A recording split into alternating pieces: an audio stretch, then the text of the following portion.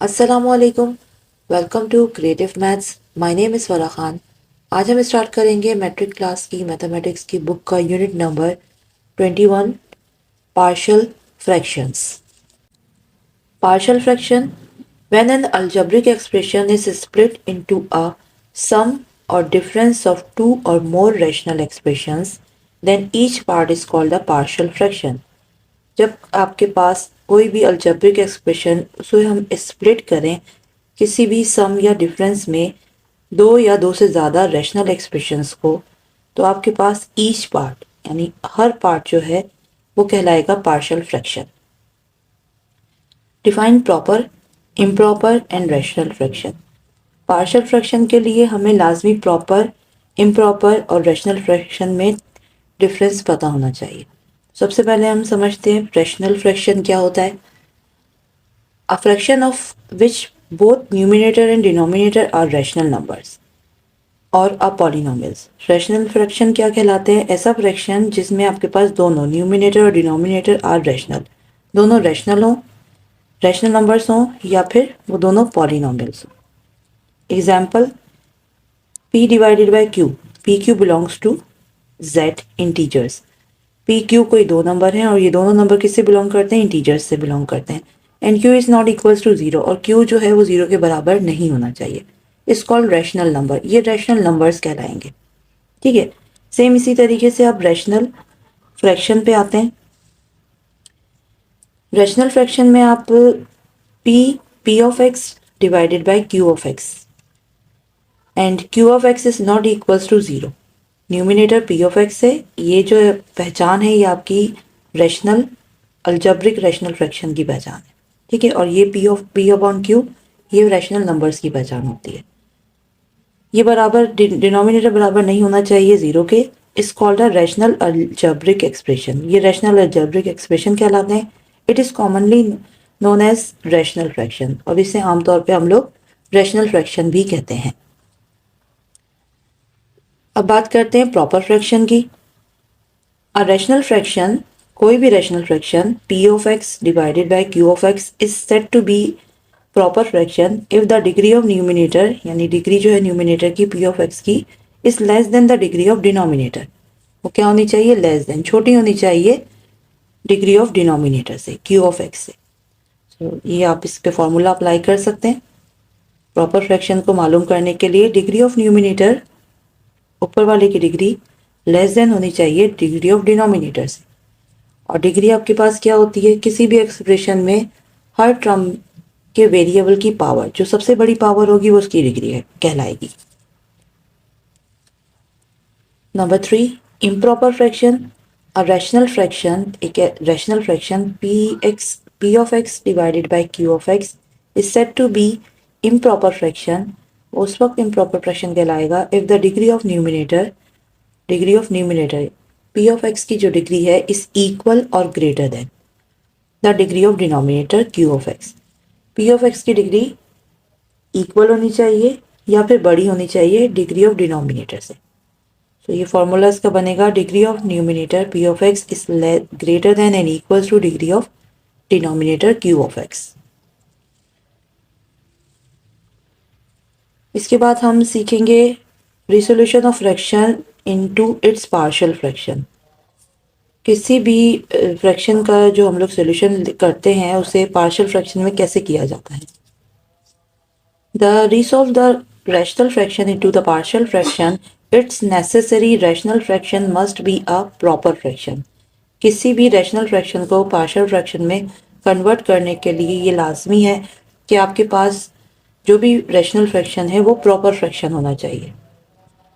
If it is not, अगर वो नहीं है, then it must be converted into proper fraction by division.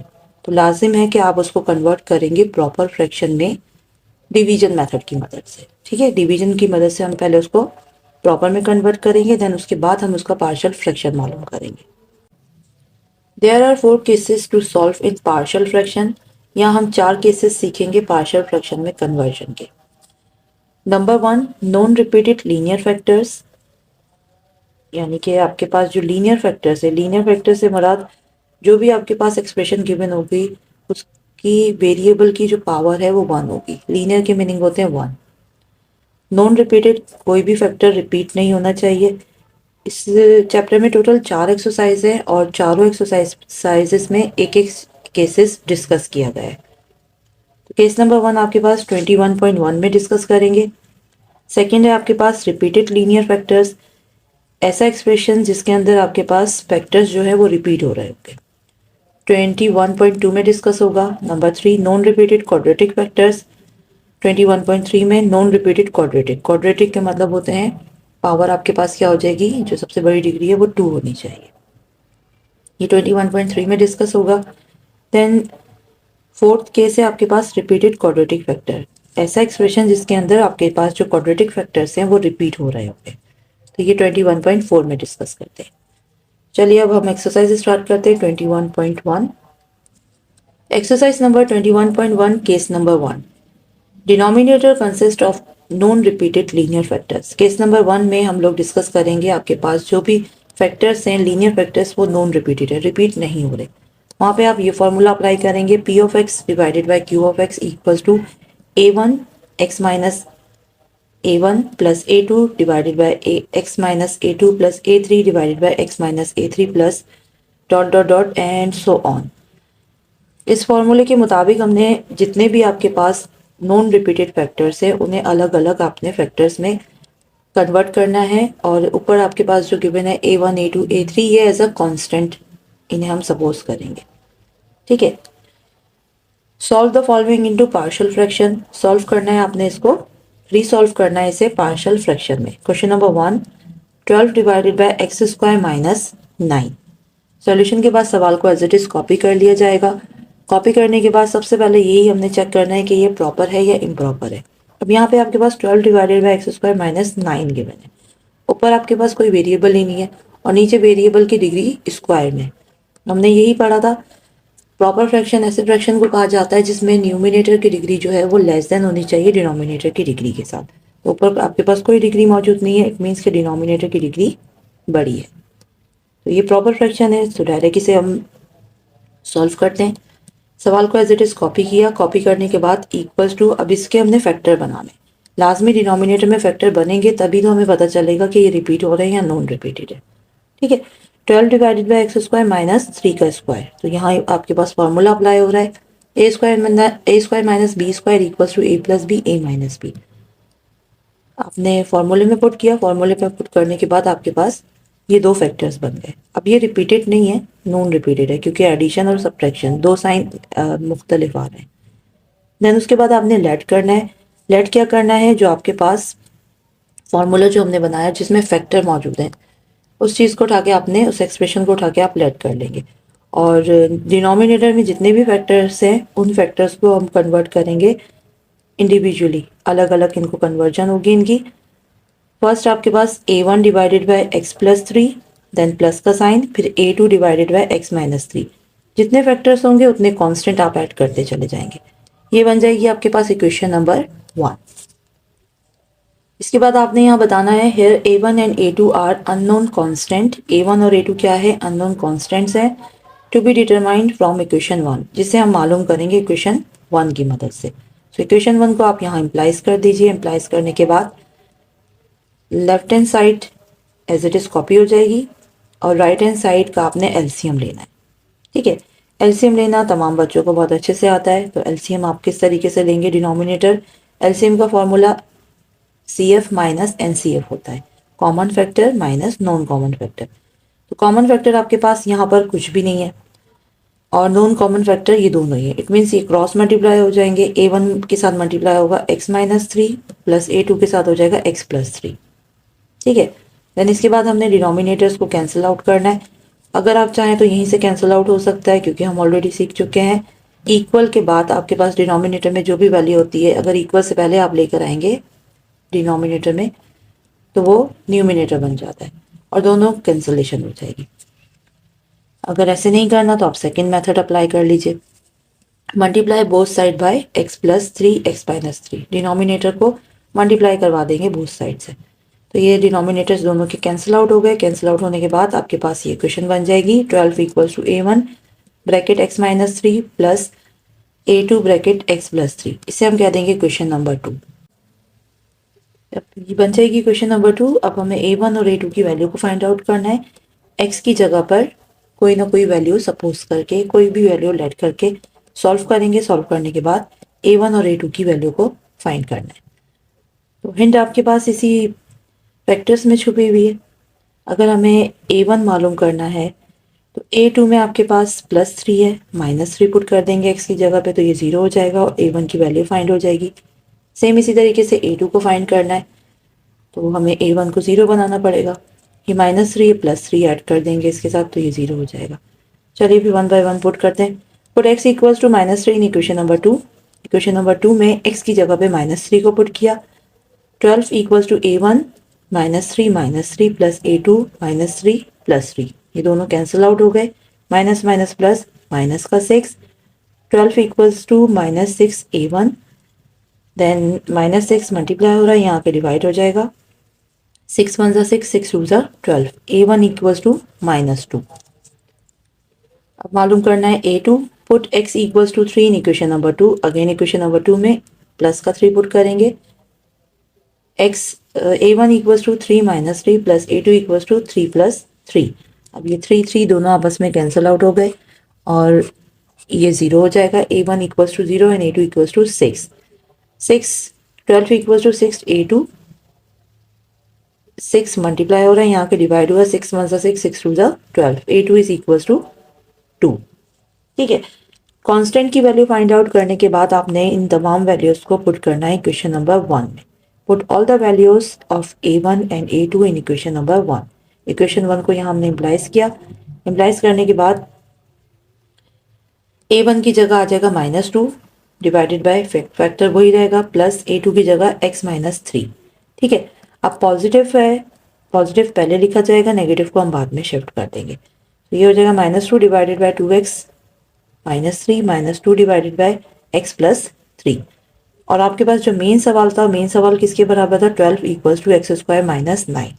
X इन दोनों फैक्टर्स की जगह पे हमने इसको फॉर्मूले से कन्वर्ट कर दिया, मेन सवाल बन गया और ये हो जाएगा आपका फाइनल आंसर। एक्सरसाइज 20.1 का क्वेश्चन नंबर 1 यहाँ पर कंप्लीट होता है। Exercise number 21.1 question number 2।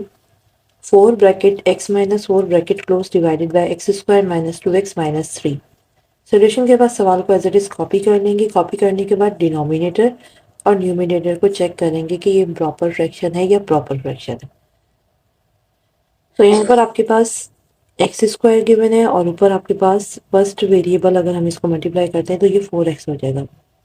Variable की सबसे बड़ी पावर 1 है और नीचे सबसे बड़ी पावर 2 है। इट मीन्स न्यूमिनेटर डिनोमिनेटर से लेस देन है, डिग्री जो है इनकी। तो ये आपके पास प्रॉपर फ्रैक्शन है, तो हम डायरेक्ट इसको पार्शियल फ्रैक्शन में कन्वर्ट करते हैं। पार्शियल फ्रैक्शन में कन्वर्ट करने के लिए हमें डिनोमिनेटर में फैक्टर्स चाहिए। तो यहाँ पर हमारे पास x square minus 2x minus 3 मौजूद है। इसके हमने मिडिल टर्म को ब्रेक किया। मिडिल टर्म ब्रेक करने के बाद इसके फैक्टर बना दिए। फैक्टर बनाने के बाद आप इस पे अप्लाई करेंगे, कांस्टेंट लेंगे इसके ऊपर। सबसे पहले हम लेट कर लेंगे राइट हैंड साइड को 4x minus 4 divided by x minus 3x plus 3। यहाँ पे दो फैक्टर्स बने, इट मीन्स कि आपके पास A1 divided by x minus 3 हो जाएगा plus A2 divided by x plus 1। यहाँ तक काम करने के बाद आपने इसे क्वेश्चन नंबर 1 का नाम देना है। देन उसके बाद आपने यहाँ बताना है here A1 and A2 are unknown constant to be determined from equation 1। A1 A2 आपके पास अननोन कांस्टेंट है जो कि हम लोग मालूम करेंगे इक्वेशन नंबर 1 से। इक्वेशन नंबर 1 इम्प्लाइज करेंगे, देन उसके बाद आपने इसका एलसीएम लेना है। एलसीएम ऑलरेडी आप लोगों को बहुत अच्छे से लेना आता है। x प्लस 1 A1 के साथ मल्टीप्लाई हो जाएगा और x माइनस 3 A2 के साथ मल्टीप्लाई होगा। डिनोमिनेटर में आपके पास दोनों फैक्टर सेम है, तो ये कैंसिल आउट हो जाएंगे। यहाँ पर हमने मल्टीप्लाई बोथ साइड, डिनोमिनेटर को बोथ साइड पे मल्टीप्लाई किया, सो ये कैंसिल आउट हो गए। कैंसिल आउट होने के बाद आपके पास ये बन जाएगी इक्वेशन नंबर 2। अब इक्वेशन नंबर 2 में आपने A1 और A2 की वैल्यू को फाइंड आउट करना है x की वैल्यू को पुट करके। x की वैल्यू आप जो मर्जी चाहे रख सकते हैं, बस डिपेंड करता है कि आपने A1 और A2 की वैल्यू को फाइंड आउट करना है। ठीक है, तो यहाँ हमने पुट किया x equals to -1 in equation 2। Equation 1 में -1 पुट किया, +1 ऑलरेडी मौजूद है, -1 रखेंगे तो आपके पास एक कांस्टेंट की वैल्यू 0 हो जाएगी, सेकंड कांस्टेंट अपने आप निकल आएगा। कैलकुलेशन आपकी मर्जी है, यहाँ -1 रखें या फिर +3, पहले आपकी जो आपकी मर्जी है। कैलकुलेशन करने के बाद A2 की वैल्यू आ जाएगी 5। सेम इसी तरीके से फिर हमने A1 फाइंड आउट करना है। So put x equals to +3 in equation 2। Equation 2 में x की जगह पे +3 रखेंगे। +3 रखने के बाद आपके पास A1 की वैल्यू यहाँ आ जाएगी -1। कैलकुलेशन है, ये कैलकुलेशन आप अपने तरीके से कीजिए। जब कांस्टेंट की वैल्यू फाइंड आउट हो जाएंगी तो आपने पुट करना है, put the values of A1 and A2 in equation number 1। Equation 1 implies करके यहाँ पर आपने A1 की वैल्यू रखनी है -1 divided by x-3 plus 5 divided by x plus 1। अब पॉजिटिव जो नंबर है उसे पहले, पॉजिटिव आपके पास जो भी टर्म है उसे पहले लिखेंगे और नेगेटिव बाद में आ जाएगी। तो ये हो जाएगा आपका फाइनल आंसर। हमने रैशनल नंबर को एक पार्शियल फ्रैक्शन में कन्वर्ट कर दिया। Exercise number 21.1, question number 3, x² - 3x + 6 divided by x bracket x - 2 again bracket x-1। Solution के बाद सवाल को एज इट इज कॉपी करना है। कॉपी करने के बाद सबसे पहली चीज़ ये चेक करनी है आपके पास ये प्रॉपर है या इम्प्रॉपर फ्रैक्शन है। सो ऊपर स्क्वायर है और नीचे आपके पास देखें 3 फैक्टर्स मौजूद हैं। जब आप इनको मल्टीप्लाई करेंगे हमेशा मल्टीप्लिकेशन आप रफली चेक कर लिया करें वेरिएबल की पावर को। कभी भी वो फैक्टर में आपको नहीं बताएगा कि डिग्री इसकी क्या है। जब आप इसकी मल्टीप्लिकेशन करेंगे तो ही आपको पता चलेगा कि डिग्री इसकी सबसे बड़ी क्या है। तो x इंटू एक्स, फिर again x2, x into X X square, again x² into X equals to X cube. जब आप इसकी मल्टीप्लिकेशन करेंगे तो आपके पास इसका आंसर क्यूब में आएगा। तो न्यूमिनेटर की डिग्री जो है डिनोमिनेटर की डिग्री से छोटी है, इट मीन्स कि ये प्रॉपर फ्रैक्शन है। जब ये प्रॉपर फ्रैक्शन है तो फिर हम इसे डायरेक्ट पार्शियल फ्रैक्शन में कन्वर्ट करते हैं। सवाल को 2 टाइम्स तो कॉपी कर लीजिए। कॉपी करने के बाद देखिए ऑलरेडी यहाँ पे फैक्टर मौजूद है, 1 2 3, 3 फैक्टर्स मौजूद है। इट मीन्स कि आपके पास जो कांस्टेंट है वो 3 टाइम्स आएगा, A1 A2 A3। तीनों को आप सेपरेट कर लेंगे एडिशन के साइन के साथ और ये बन जाएगी इक्वेशन नंबर 1। देन अगेन हमने ये बताना है A1 A2 are the constant unknown constant to be determined from equation 1। Equation 1 को इम्प्लाइज कर देंगे। इम्प्लाइज करने के बाद आपने इसका एलसीएम लेना है। एलसीएम कॉमन फैक्टर है नॉन कॉमन फैक्टर, और फिर मल्टीप्लिकेशन भी उन्हीं न्यूमिनेटर्स के साथ हो जाएगा। डिनोमिनेटर जिस पर मतलब जिसके पास जिस चीज़ की कमी है वो मल्टीप्लाई हो जाएगा। ठीक है, तो यहाँ हमने एलसीएम लिया है। एलसीएम लेने के बाद आपने इसको डिनोमिनेटर्स को कैंसिल करना है। अगर चाहें तो डायरेक्ट कैंसिल कर दें, अदरवाइज मल्टीप्लाई कर दें डिनोमिनेटर को बोथ साइड पर। मल्टीप्लिकेशन करने के बाद आपके पास ये दोनों डिनोमिनेटर्स कैंसिल आउट हो गए। फिर जो भी इक्वेशन बनेगी वो इक्वेशन नंबर 2 हो जाएगी। फिर अगेन आपने वही प्रोसेस अप्लाई करना है। A1 A2 एंड A3 ये तीन आपने अननोन फैक्टर्स मालूम करने हैं। सबसे पहले हम पुट कर देंगे x equals to 2 in equation 2। देखिए हिंट आपके पास आपके फैक्टर में ही मौजूद होती है। पॉजिटिव नेगेटिव है, इसके अंदर पॉजिटिव नंबर रखेंगे तो दोनों कैंसिल आउट होंगे और ये 0 हो जाएगा। सेम ऐसा ही फैक्टर अगर आपके पास किसी और अननोन कांस्टेंट में मौजूद है तो वो भी 0 हो जाएगा। तो यहाँ से आपके पास सिर्फ A2 फाइंड आउट हो जाएगा। ठीक है, तो -2 आप पुट करेंगे इक्वेशन में, कैलकुलेशन करेंगे। कैलकुलेशन करने के बाद A2 इज इक्वल्स टू 2 आ जाएगा। फिर अगेन हमने पुट करना है x की जगह पे 1 इन इक्वेशन 2। इक्वेशन 2 में x की जगह 1 पुट किया। 1 पुट करने के बाद आपने ये कैलकुलेशन की। कैलकुलेशन करने के बाद आपके पास A3 का आंसर आ गया 4। दो कांस्टेंट फाइंड आउट हो गए। अब तीसरा कांस्टेंट हमने मालूम करना है। तीसरे कांस्टेंट के लिए हमने क्या किया, पुट कर दिया x equals to 0 in equation 2। ज़रूरी नहीं है कि x की वैल्यू जो मैं पुट कर रही हूँ आपने भी वही पुट करनी है। आप खुद अपना दिमाग चलाएं और देखें कि क्या करने से हमारे पास कांस्टेंट की वैल्यू फाइंड आउट हो सकती है, तो आप पुट कर दीजिए। ठीक है, तो x इक्वल्स टू 0 पुट किया हमने, कैलकुलेशन की। कैलकुलेशन करने से हमारे पास A1 का आंसर आ गया 3। यही काम करना था हमें, A1 A2 A3 find out करना था। फिर इन तीनों अननोन कांस्टेंट को इक्वेशन नंबर 1 में पुट करेंगे। Now put the value of A1 A2 and A3 in equation number 1। Equation 1 को इम्प्लाइज किया। इम्प्लाइज करने के बाद A1 की जगह 3 डिवाइडेड बाय एक्स, a2 की जगह 2 divided by x minus 2 plus a3 की जगह 4 डिवाइडेड बाय x माइनस 1। ये हो गया आपका फाइनल आंसर। क्वेश्चन नंबर 3 यहाँ पर कंप्लीट होता है। Exercise number 21.1 question number 4, 3 bracket 2x square minus 8x minus 1 bracket close divided by x plus 4 x minus 1 2x minus 1। तीन फैक्टर्स मौजूद हैं और ऊपर आपके पास दो फैक्टर्स हैं। ठीक है, तो हम सबसे पहले सवाल को कॉपी कर लेते हैं टू टाइम्स कॉपी करने के बाद इनको देख लेते हैं कि ये प्रॉपर है या इम्प्रॉपर है। यहाँ पे आपके पास ऊपर वेरिएबल की सबसे बड़ी डिग्री 2 है और नीचे आपके पास 3x मौजूद है और तीनों फैक्टर्स हैं। इन तीनों को जब मल्टीप्लाई करेंगे तो x की पावर 3 हो जाएगी। सो ये आपके पास प्रॉपर फ्रैक्शन है। तो हम डायरेक्ट इसे पार्शियल फ्रैक्शन में कन्वर्ट करते हैं। लेट कर लेंगे, फैक्टर जितने मौजूद हैं उतने कांस्टेंट हमें मालूम करने हैं। ठीक है, इक्वेशन बन जाएगी equation number 1, then here a1 a2 and a3 are the unknown constant to determine by equation 1। Unknown constant है, इक्वेशन 1 की मदद से हम उसे मालूम करेंगे। देन बाय इक्वेशन 1 आपने इम्प्लाइज करने के बाद इसको एलसीएम ले लिया। एलसीएम लेने के बाद डिनोमिनेटर्स आपस में कैंसिल आउट हो गए। कैंसिल आउट होने के बाद आपके पास ये बन जाएगी इक्वेशन नंबर 2। जैसे इक्वेशन नंबर 2 बनेगी फिर 1 बाय 1 हमने x की वैल्यूज़ को पुट करना है। सबसे पहले हमने x की वैल्यू को -1 पुट किया। -1 पुट करने से जब कैलकुलेशन आपने प्रॉपर इसकी कैलकुलेशन करनी है, कैलकुलेशन करने के बाद आपका आंसर आ जाएगा a2 इक्वल्स टू -3। ठीक है, ये कैलकुलेशन आपकी मर्जी है, आप इसको डिटेल में करें या फिर स्टेप्स को थोड़ा छोटा करके भी कर सकते हैं। तो यहाँ पर मेरा आंसर आया है a2 equals to -3। Again put करेंगे, put x equals to -4 in equation number 2। Equation number 2 में x की जगह पर -4 पुट किया तो यहाँ से आपके पास दो कांस्टेंट जो है वो 0 के बराबर आ जाएंगे और आपके पास सिर्फ a1 बचेगा। फिर इसकी कैलकुलेशन करने के बाद a1 is equals to 7 answer आया। फिर आपने लास्ट में क्या करना है, a2 भी हो गया, a1 हो गया, a3 फाइंड आउट करना है। तो पुट द वैल्यू ऑफ, अब यहाँ पर हमें नहीं समझ आ रहा कि हम क्या पुट करें। ठीक है, अब हमेशा आप याद रखिए कि जब भी आपके पास मल्टीप्लिकेशन हो तो मल्टीप्लिकेशन में जो भी नंबर मौजूद है उसी को डिवाइड कर दें। जब आप उसे डिवाइड करेंगे तो वो कैंसिल आउट हो जाएगा। यहाँ पे आपके पास 2x था, हमने x की जगह पे 0 पुट किया। मैंने जो काम किया वो ये किया कि put the value of a1 and a2 की वैल्यूज फाइंड आउट हो गई थी तो उन्हें हमने इक्वेशन में पुट कर दिया और x की जगह 0 रख दिया। तो ये थोड़ा सा लंबा मेथड हो गया।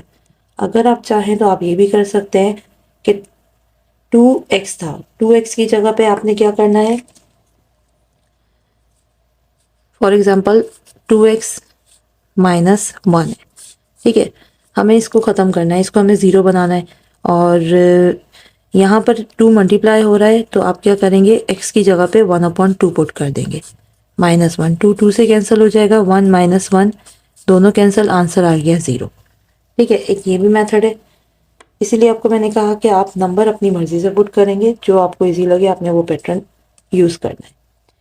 यहाँ पर मैंने थोड़ा सा बड़ा पैटर्न यूज़ किया है, a1 a2 की वैल्यूज़ भी पुट कर दी और x की जगह 0 पुट किया, कैलकुलेशन की। कैलकुलेशन करने के बाद हमारे पास a3 का आंसर आएगा। सो a3 आपके पास यहाँ पर आ गया -2। फिर a1 a2 a3 जब फाइंड आउट हो जाएंगे तो तमाम वैल्यूज़ को आपने उठा के इक्वेशन नंबर 1 में पुट करना है। इक्वेशन नंबर 1 इम्प्लाइज करके उनकी तमाम वैल्यूज़ को पुट किया। पुट करने के बाद आपका ये हो जाएगा final answer.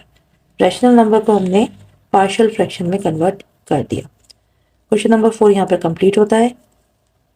Exercise number 21.1 question number 5, x square plus 9x plus 8 divided by x square plus x minus 6।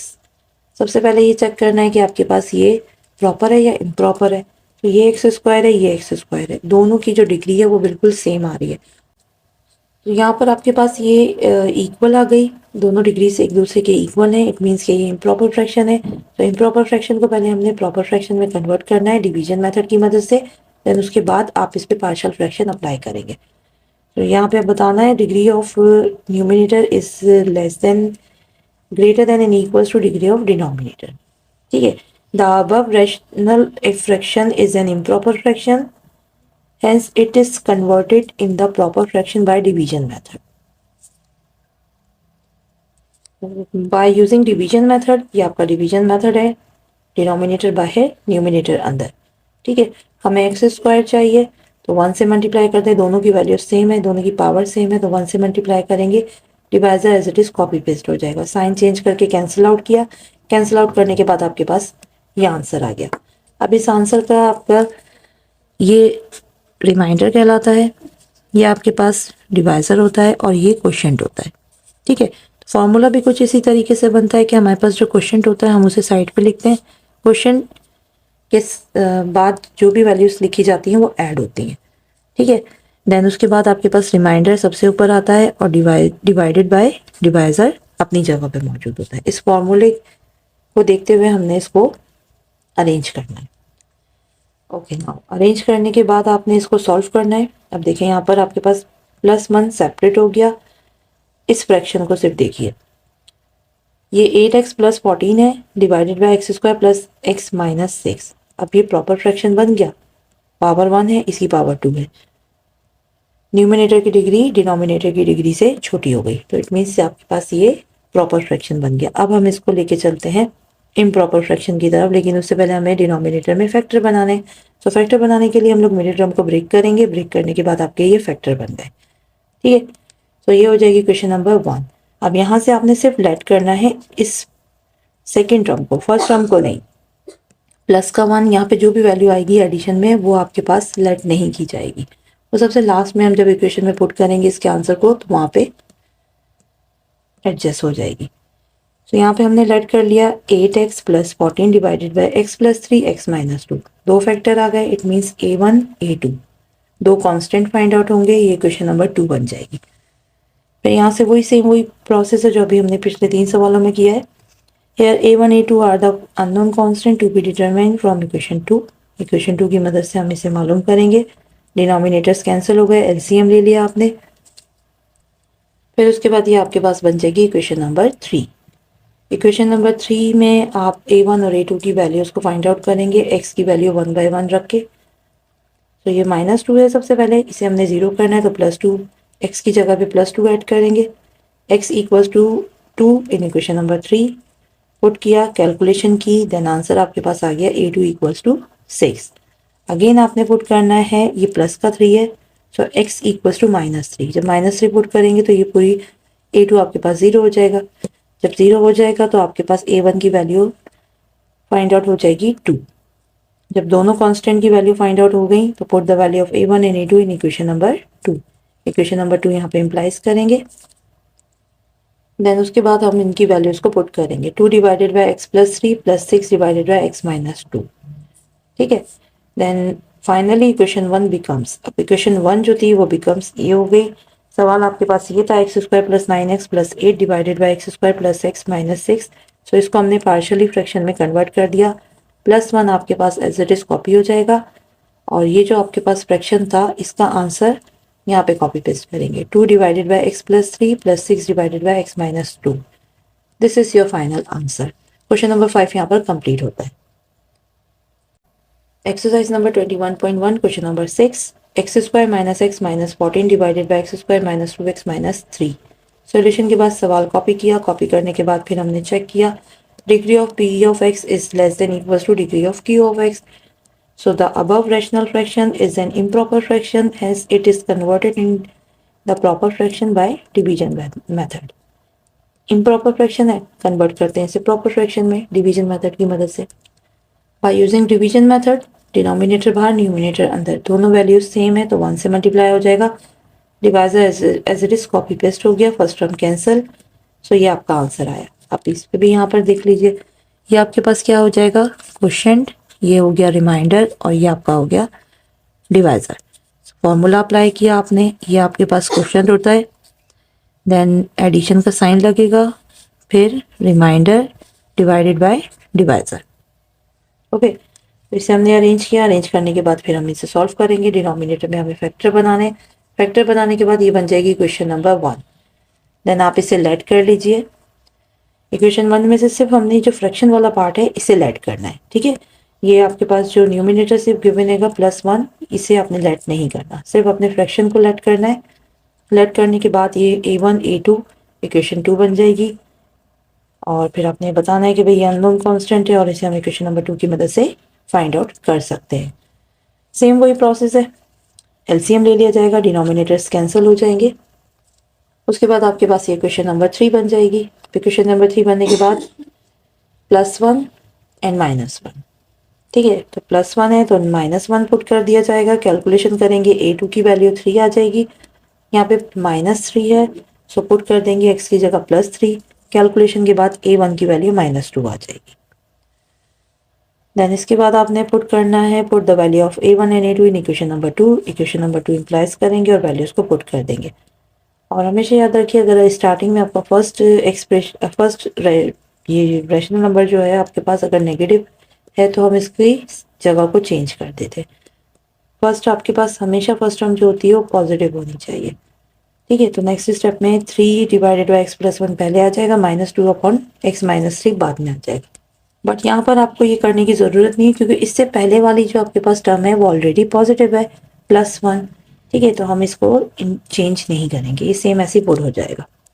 Finally equation 1 becomes, ये इक्वेशन 1 फाइनली आपके पास ये बन जाएगी 1 - 2 अपॉन x-3 + 3 अपॉन x+1। सवाल लिखेंगे और फिर ये इसको रैशनल फ्रैक्शन हमने कन्वर्ट कर दिया पार्शियल फ्रैक्शन में। This is your final answer. Question number 6 यहाँ पर कंप्लीट होता है। Exercise number 21.1 question number 7, 3x³ - 2x² - 16x + 20 divided by x - 2 x + 2। Solution के बाद सवाल को एज इट इज कॉपी कर लिया। कॉपी करने के बाद चेक किया हमने इनको कैलकुलेट करके कि x² + 4, पावर ऊपर 3 है नीचे 2 है, इट मीन्स कि numerator is greater than denominator. So ये इम्प्रॉपर फ्रैक्शन है। The above rational fraction is an improper fraction, hence it is converted in the proper fraction by division method. Division method की मदद से हम इसको find out करते हैं। Denominator बाहर जाएगा, न्यूमिनेटर अंदर आ जाएगा और इसकी कैलकुलेशन के बाद आपके पास इसका ये आंसर आएगा। ये रैशनल, ये आपके पास क्वोशिएंट कहलाता है, ये डिवाइजर है और ये रिमाइंडर आया, ठीक है। सेम इसी तरीके से आपने इसको पुट कर दिया फॉर्मूले में 3x - 2 और फ्रैक्शन में आपके पास सिर्फ आया -4x + 12 डिवाइडेड बाई x² - 4। अब यहाँ पर आपने क्या करना है, यहाँ आपने जो फ्रैक्शन वाला पार्ट है उसे लेट करना है। x² - 4 को पहले कन्वर्ट कर दिया आपने किसमें, फैक्टर्स में। ऑलरेडी हमारे पास सवाल में फैक्टर्स मौजूद थे बट हमने इसको मल्टीप्लाई किया क्योंकि हमें डिवीजन मेथड की मदद से इसको सॉल्व करना था। फिर अगेन आपने इसको फैक्टर में कन्वर्ट कर दिया, इक्वेशन नंबर 1 बन जाएगी। लेट कर लेंगे सिर्फ फ्रैक्शन वाला पार्ट, तो दो आपके पास यहाँ पे फैक्टर बन रहे हैं, a1 a2 कांस्टेंट मालूम कर लिया जाएगा, इक्वेशन नंबर 2 हो जाएगी। और फिर आप बता देंगे भाई a1 a2 अननोन कांस्टेंट है और हम इसे मालूम कर सकते हैं क्वेश्चन नंबर 2 की मदद से। सेम वही प्रोसेस होगा, एलसीएम ले लिया जाएगा और दोनों डिनोमिनेटर्स आपस में कैंसिल आउट हो जाएंगे क्योंकि इक्वल का साइन मौजूद है। देन उसके बाद ये बन जाएगी इक्वेशन नंबर 3। इक्वेशन नंबर 3 बनने के बाद a1 a2 की वैल्यूज को फाइंड आउट करना है। तो यहाँ पे हमने x की जगह पर -2 पुट करना है, -2 पुट करेंगे तो a1 0 हो जाएगा और a2 की वैल्यू फाइंड हो जाएगी। वैल्यूज पुट करने के बाद ये कैलकुलेशन हो जाएगी, कैलकुलेशन के बाद a2 इज इक्वल टू -5 आ गया। Then put x equals to 2 in equation number 3। Equation 3 में आपने 2 पुट किया, 2 पुट करने के बाद a2 आपके पास 0 हो जाएगा और यहाँ से हम इसकी कैलकुलेशन करने के बाद a1 की वैल्यू आ जाएगी 1। Put the value of a1 and a2 in equation number 2। दोनों वैल्यूज कॉन्स्टेंट्स की वैल्यूज को आपने इक्वेशन नंबर 2 में पुट किया, पुट करने के बाद कैलकुलेशन की। अब देखें प्लस माइनस माइनस होता है, चेंज करने के बाद आपने इसको कर दिया। नाउ फाइनली इक्वेशन 1 बिकम्स, अब मेन सवाल जो था वो इसके बराबर आ जाएगा। पहले आपने एज इट इज कॉपी किया, कॉपी करने के बाद आप इनकी वैल्यूज को, इस पूरी वैल्यू को हम यहाँ पे पुट करेंगे। सो हमने यहाँ पे पुट कर दिया 3x - 2 ऑलरेडी आपके पास ये मौजूद था, प्लस 1/x - 2 - 5/x + 2। ये हो जाएगा आपका फाइनल आंसर। रैशनल नंबर को हमने पार्शियल फ्रैक्शन में कन्वर्ट कर दिया। क्वेश्चन नंबर 7 यहाँ पर कंप्लीट होता है और एक्सरसाइज नंबर 21.1 यहाँ पर कंप्लीट हुई। एक्सरसाइज नंबर 21.2 के लिए आप मेरे नेक्स्ट लेक्चर का इंतज़ार कीजिएगा। अल्लाह हाफिज़।